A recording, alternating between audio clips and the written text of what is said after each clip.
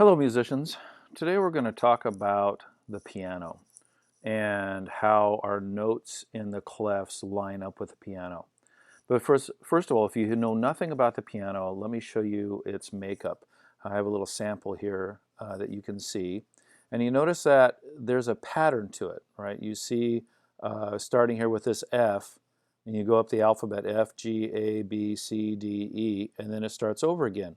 Well, if you look at the pattern of the black notes here, you have 3 plus 2, 3 plus 2, 3 plus 2, etc., all the way up and down the piano. There are 88 keys altogether, and some of them are white and some of them are black, okay? But if you notice that here, I have these 3 black keys, and the one right below the 3 is an F. You'll go up an octave here, you have these 3 black keys. You go down, there's the F again. The C is right below the 2 black keys.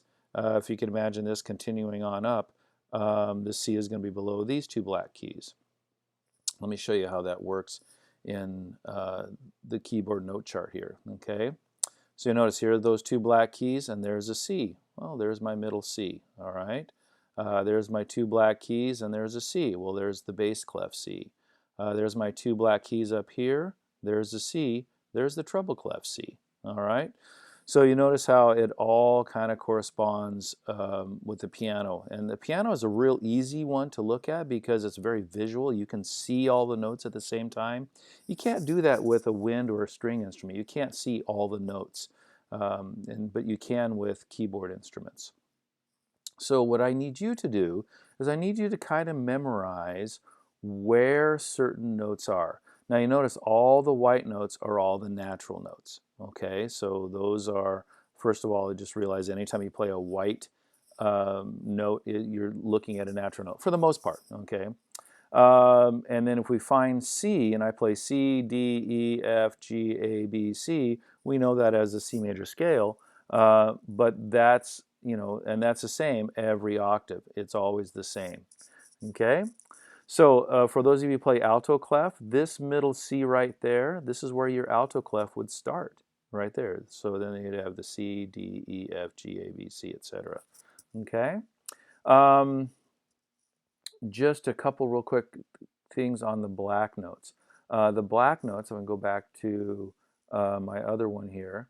The black notes are the altered notes, right? Remember, a sharp raises a note by a half step. A flat lowers a note by a half step. So if I have my F here and I raise it up here, there's F sharp. But if I have my G and I lower it a half step, there's G flat. So F sharp and G flat are the same note. We call that enharmonic spellings, okay? Enharmonic, E-N-H-A-R-M-O-N-I-C. And you can do that all the way up. There's a couple enharmonic spellings that I don't have listed here.